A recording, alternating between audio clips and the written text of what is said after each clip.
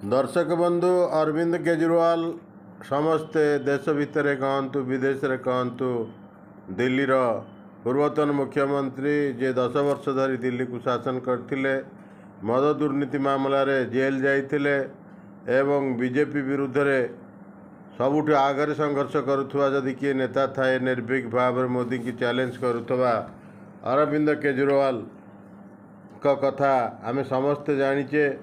एवं एवं जो सद्य जो निर्वाचन सरी दिल्ली रे 10 वर्ष पर केजरीवाल को पुणी पछक हटवा पड़ी क्षमताच्युत करछंती बीजेपी एवं नरेंद्र मोदी का आह्वान रे बीजेपी दिल्ली लोक माने दिल्ली जनसाधारण तांको प्रत्याख्यान करछंती एवं समुदाय 70 आसन रो केतबळे 67 आसन पाइथिबा एवं तापर 62 आसन पाइथिबा केजरीवाल धराशायी होइचंती।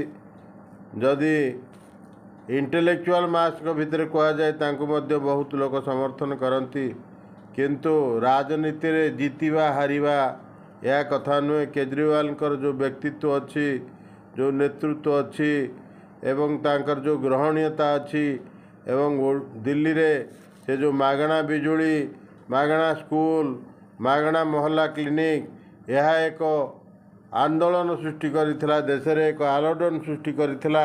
समस्तक पई यह उदाहरण होइतिला।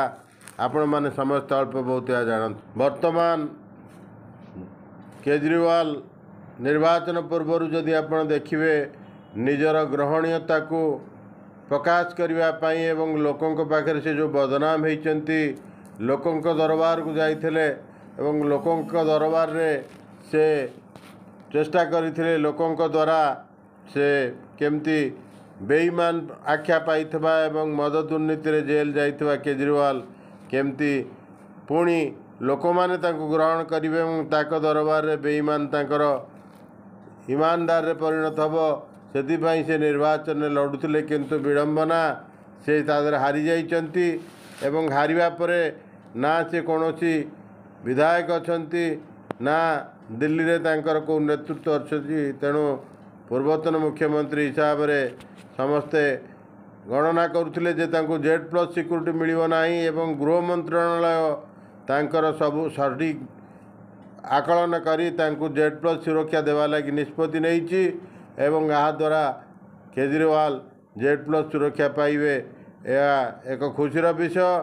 देखा जाऊ केजरीवाल भविष्य कौन होची। आप एवं मध्य गोटाई स्टेट रे तार क्षमता रखी एवं पंजाब रे आप नेतृत्व एवं मान जी सेठी मुख्यमंत्री अछंती। अरविंद केजरीवाल दलर सरकार सेठी चली एवं एठी दिल्ली सरकार केंद्र सरकार तांको गृह मंत्रालय तांको Z+ सुरक्षा देवा लगी वर्तमान चिंता करुचंती। दर्शक बंधु जदि आपण को आमर ये प्रसारण आ प्रसारित होतबा वीडियो भल लगुथाए निश्चित भाव रे यह को बहु संख्यार सब्सक्राइब शेयर कमेंट और लाइक करने को भूलिबे नहीं।